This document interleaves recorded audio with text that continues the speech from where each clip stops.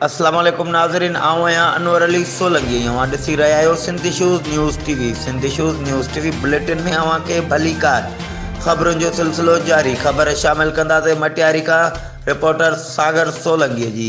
मटियारी लॻ ॻोठ मिसरी जखरेजा में सैदना गौसे आज़म दस्तगीर जी यारी शरीफ़ सिलसिले में अज़ीम शान महफ़िल थी गुज़री, जंहिंमें पाकिस्तान जे मशहूर नाले वारे नात ख़वान अलहाज मोहम्मद ताहिर कादरी, उमर रज़ा अतारी, अलहाज हाफिज़ हसन कादरी, मोहम्मद फैज़ान अरशादी, मोहम्मद अरीब कादरी, मोहम्मद फैज़ान सरवर्दी अक़ीदतनि जा गुल पेश करे महफ़िल के चार चंड लगाए छॾिया ऐं मोमिननि जो ईमान ताज़ो करे छॾियो। जंहिंखां पोइ महफ़िल के ख़िताब कंदे मौलाना उमर रज़ा अतारीअ चयो त पीराना पीर दस्तगीर सैदना गौसे आज़म सभिनी वलियनि बुज़ुर्गनि जो भी मुर्शिद आहे ऐं उन जो मर्तबो आला आहे। न चयो त मटियारी औलिया कराम ऐं सूफ़ी बुज़ुर्गनि जो शहर आहे। असांखे औलिया कराम जी दरगाहुनि तां अमन प्यार जो दरस मिले थो। महफ़िल में मुख़्तलिफ़ इलाइक़नि शहरनि खां आयल माण्हुनि वॾे अंग में शिरकत कई। महफ़िल जी निगरानी कंदड़ ऐं दुआ जा तलबगार शफ़ी मोहम्मद उर्फ़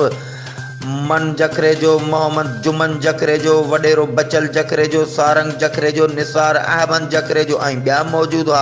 आख़िर में लंगर पिण आयल महिमाननि खे खारायो वियो। जी नाज़रीन, ही हुयूं हिन वक़्त ताईं जूं अपडेट्स। वधीक ख़बरुनि ऐं अपडेट्स लाइ ॾिसंदा रहो सिंधी शूज़ न्यूज़ टीवी।